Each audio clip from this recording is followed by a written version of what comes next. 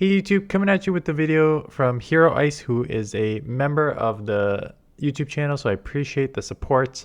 And they are running Goth-Itel Quillfish Mandibuzz. And in the write-up they say, hey Dan, good seeing the things are working out after the membership launched. I've been trying to find a team for Willpower, and I think Goth-Itel is a sleeper pick. It's a charm user in a meta of dark fightings, and it can do significant damage against Mandibuzz with the rock slides. Feel free to critique me as I make my way to veteran with a baby in my arms. Been there. So Goth-Itel, Quillfish, and Mandibuzz. So again, you have a charm user on the lead, but it's not like a fairy, so it's not taking super effective from poisons. I always do caution when you're going to use a Pokemon like this that a non-stab charm is not it. You think it would be good, and it's never as good as you think it's going to be because you don't get that stab on it. But this is a shadow, so maybe it still chips. Quillfish, great safe swap. Mandibuzz, great in the back, bulky to deal with sort of the poisons that may resist the, or at least neutralize the charm anyways, right? So let's look at the battles. Good lead, and they get out into Skunk Tank, so staying in. So those charms are chipping. I mean, they're shadow and you're shadow as well. So it's not surprising that the charms are chipping neutral here. They get off the crunch, no attack fall.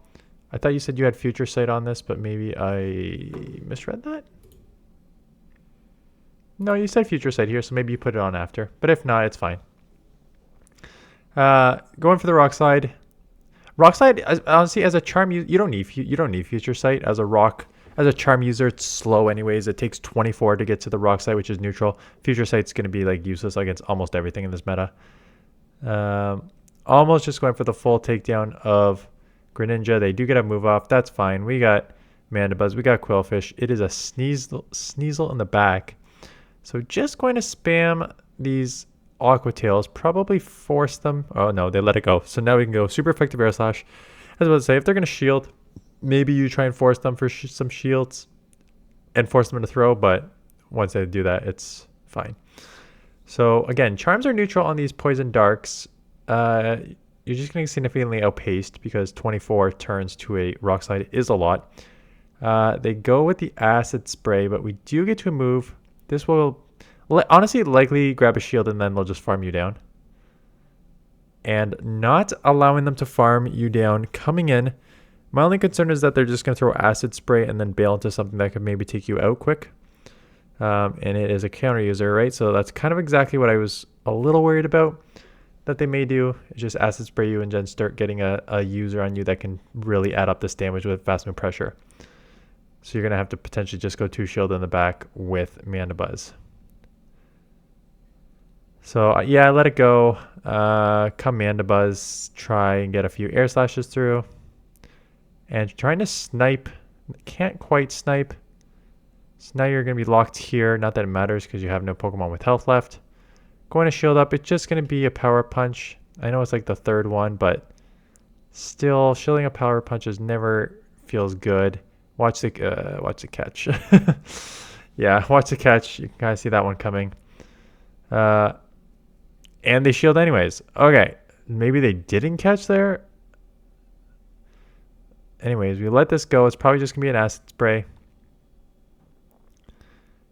Now, going to reset this automatically. I kind of like that reset because now you know they need to land a Stone Edge or Power Gem, I guess. Actually, it's a Purified, so it looks like it's probably going to have return. Now, are we going to call the bait here? Or are we shielding a potential return? Shielding a potential return. They bait with Foul Play. I don't know if this is enough. I probably would have gone up to the Dark Pulse. Yeah, because it's a non-shadow Sableye, so it's got a little more bulk to it, and now they get to move and take you out. So I think there's 2 issues with this matchup. Oh, you do live with 1 HP. So nice live. First, I think on the back end there, you got to recognize that Sableye has some bulk to it, especially the purified form as opposed to the shadow. So you need that Dark Pulse there on the second throw. At the same time,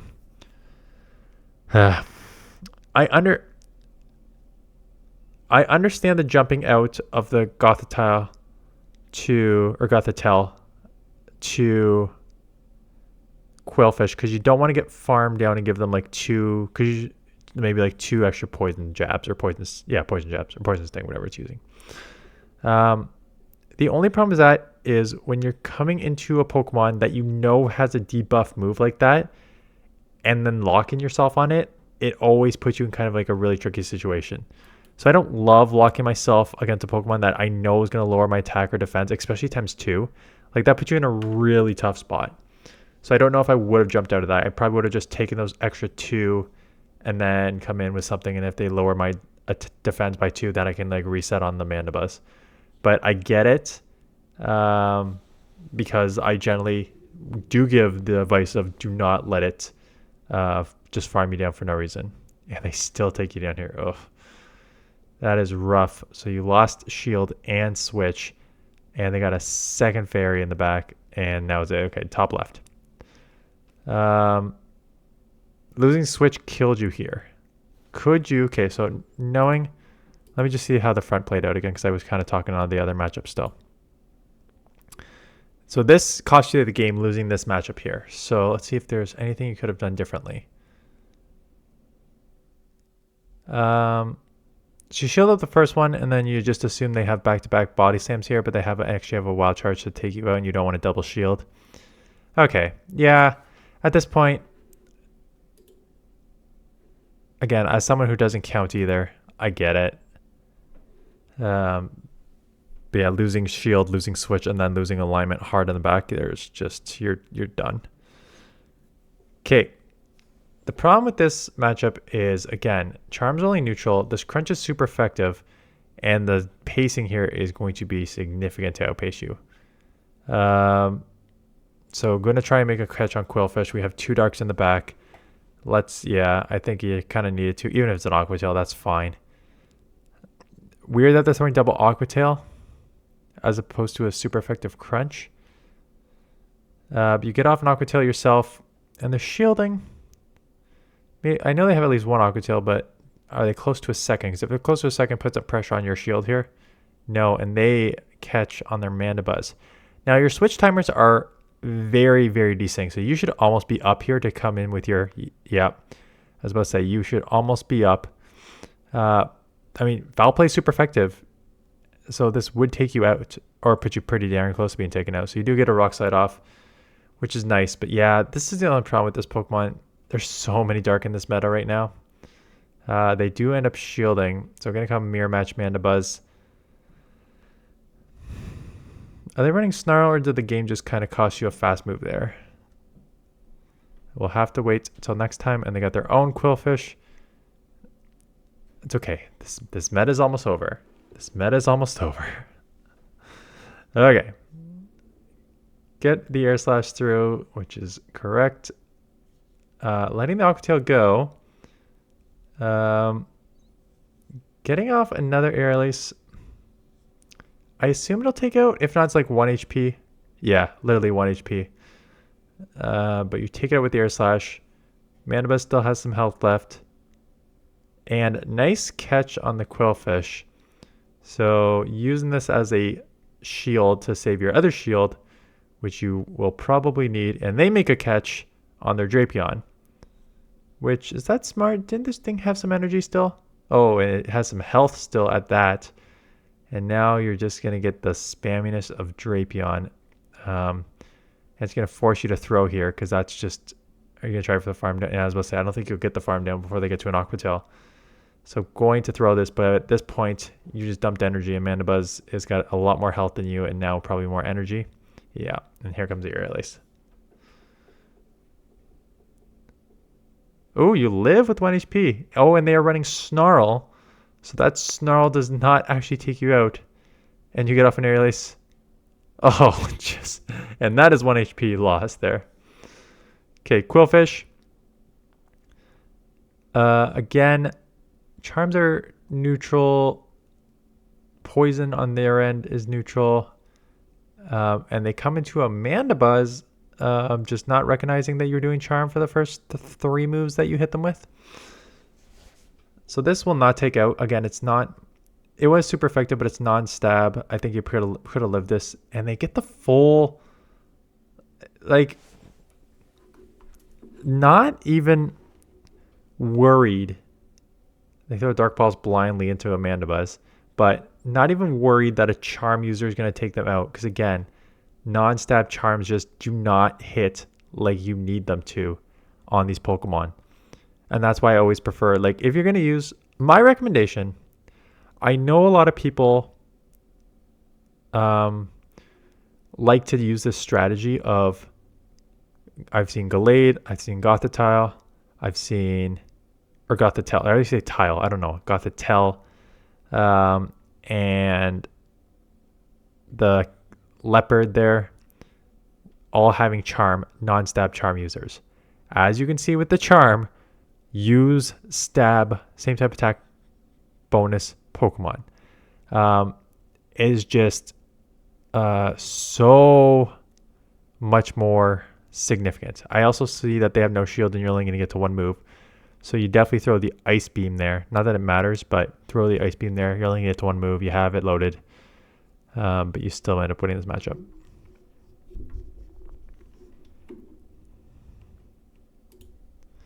Okay. Again, this should be, in theory, a very good matchup, but they are running Snarl. They're going to have Foul Play, which would be super effective. These charms, they're already at a Dark Pulse, not even a Foul Play, a Dark Pulse.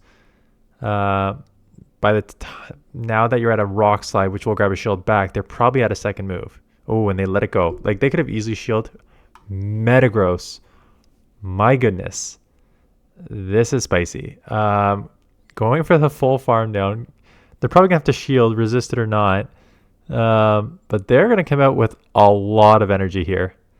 So going to come in with the Quillfish. Going to respect the loaded Metagross Meteor Mash. They're probably close to a second one because they farmed a ton here. And here it comes. How much does a Shadow Metagross Meteor Mash do to a Quillfish? And the answer is everything. Oh my goodness. And Air Slash is resisted. So they get to another one. Oh, the spice takes you to the yellow. Gotta throw an Aerial Ace to take this out. But the damage is done. And what's in the back? A Primeape with a shield advantage. And it is just going to knock you out of here with close combat. That was hilarious. Like, that is respect. Like, coming in with something, I don't even know where that would be ranked. Let me just check. Probably not even in the top 100. Yeah, Shadow Metagross is ranked 158 in Willpower Cup. Because it actually does lose to, like, a lot of the main meta. It loses to Mandibuzz with Snarl.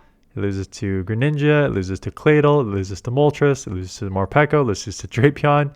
Guzzlord. Slowbros. Annihilape. Does it literally beat anything? It beats the fairies and Overquill. So all the fairies, Rapidash, Gardevoir, Hatterene. But just getting ahead because you had a charm user, just getting so far ahead on energy there allowed them to just take you out with those really hard-hitting shadow moves. So we got two charm users against each other, both doing a lot of damage, and you lose, I think, because it's got some bulk, right? Or not bulk, it's got some hard hitting. So you do get one Poison Sting through, and met with a mirror match. I said mirror match, but Quillfish and Drapion are essentially a mirror match because they both kind of play the exact same. Both going Poison Sting, Aqua Tails here. Going to shield up the first Aqua Tail coming at you. I guess kind of just knowing you have a Mandibuzz in the back, which can take some damage here. Gonna let the second one go. They did match shields. You will outpace them by one here, and tries to catch and does, but it's still just a neutral Aqua Tail anyways. That's what they would throw no matter what. So it's a catch, but it's, and here comes a mirror match. Here comes a mirror match Mandibuzz. Okay, so what do we do here? We essentially have two mirror matches. Both Quillfish, Drapion are throwing Poison Sting, Aqua Tail, And now we have a mirror match mandibuzz. Are they running air slash as well? They are running air slash as well. Are they? Or is that snarl? It's tough to tell with your animation going that way. I think it's a snarl coming back the other way, which means they're going to outpace you and you're going to try and snipe. But yeah, they're okay. So they're running snarl. So that means they are loaded with energy. And here comes one on you. And they try to catch on drapion, and they do. But this ice beam will hurt. Honestly, getting this ice beam off is fine, especially if they let it go. I almost want them to let it go. Yeah. Honestly, that's probably better for you. And getting to that Aqua Tail is huge.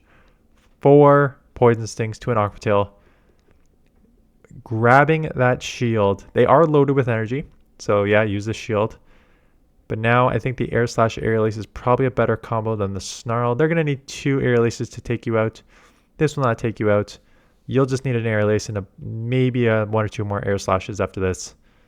So here comes the aerial ace. Probably puts it in the pretty deep red. Maybe 3. 1, 2, 3. 3 aerial aces, 3 air slashes for the win. Hatterene into Cladle, met with the Mandibuzz because Mandibuzz is a great answer. You can live 2 ice beams here, especially with your IVs. So gonna do nowhere near enough. Going for the bait. I don't like the bait. I don't think there's a reason to bait here because they know they're in such a bad matchup. I'd be very surprised if they shield, and that's exactly what happens, right? So that's, I think, a huge mistake. And shielding, because now you just took what was a very, very easy matchup and you just lost a shield.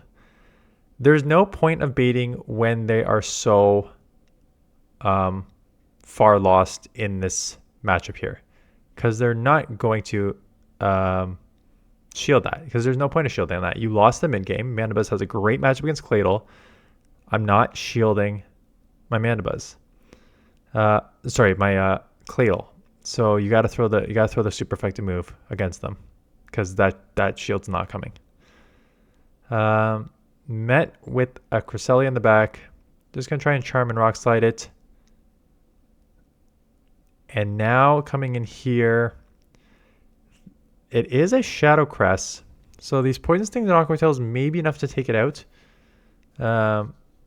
And it is, and only Hatterene is left, which Poison Stings are super effective. Now I just need to hope. Yeah, you got enough health. And you're just so spammy that you're going to easily outpace this. Yeah. It was just too easy with the spam. Like, this is the problem with these charm users. I know I had Legend with the charm user, but I generally do not like it. Shadow Gardevoir, because they transferred in and took that charm, you will win that, as opposed to when we saw the mirror match, even energy, even shields, they won. But because they had to sub in half a second behind and take that first charm, already puts them at a disadvantage, and that's why you took switch there. And then they leg out, I guess. Okay. We do not watch leg outs. Yada, yada, yada. We saw them leg out. Next matchup, please. Okay. Mandibuzz, they go straight into Drapion. You should already be in your head knowing that this is probably a double poison backline.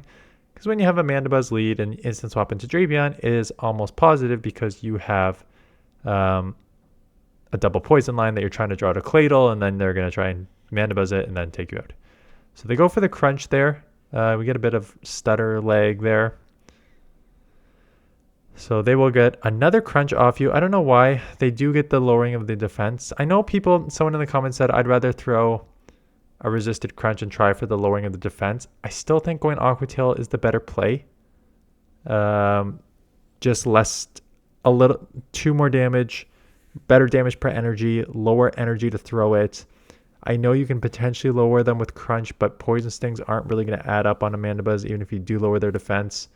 And I know that Aqua Tails do better, but that's still just like, it seems like a lot of energy and a resistant move to throw to try to get a defense fall for like future moves in a league that now allows you to reset quicker if you need to. So anyways, they've got 2 shield advantage, and Ooh, it looks like maybe they got nervous and CMP'd this on you. Nope. Okay. Weird kind of delay glitch, and they snipe with skunked. So there's your poison dark as expected. Not surprising because we knew this as soon as the Drapion comes out. You guys need to know how to read that, especially in a limited meta. You really need to know how to read that. I do think it is worth the shield here because if they are truly running Trailblaze and Crunch, you resist everything in the back.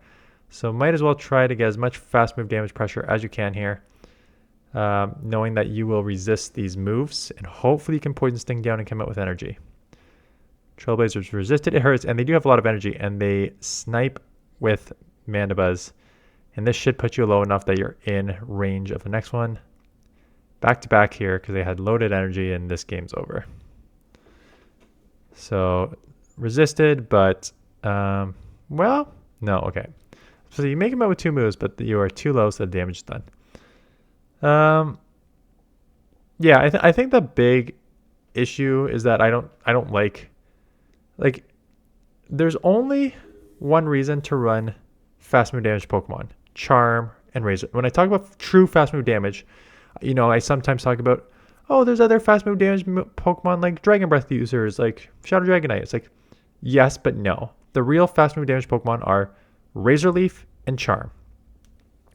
And if you're running Razor Leaf and Charm, and just to truly do fast move damage, I don't think it makes any sense to run anything but a Charmer with Charm. Not getting that same type of attack bonus is useless because you're not getting to the charge moves fast enough. So it essentially kind of limits your strength of the Pokemon. So that's just my first recommendation. And then a couple things here and there that I've kind of explained in the video. Yeah, thanks for the submission. Like I said, I will definitely, I think, let me see if, I think Nick updated. Yeah, I think Nick updated with the Google Drive. So I'll take a look at his maybe tomorrow morning. So yeah, benefits of the, oh, and Kimmy as well. Is that a great league? Yeah. It says great league, but it's on YouTube. Kimmy, level 2 member. First of all, thank you for being a member. Second, I can't download from YouTube. I don't have YouTube Premium, so I cannot download videos that you upload to YouTube. So I need you to upload your battles to like a Google Drive, and please make sure that you give me access to the link when you send the link. So no, I will not be able to review your battles until I get a different one. Oh, you did send me. Oh, okay. And the next one, let me just open up this one just to make sure that it works. Shared album. How many minutes is this video?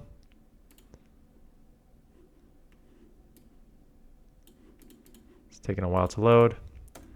The second link was a Google's photo, 11 minutes. 11 minutes isn't long enough, especially with this speed.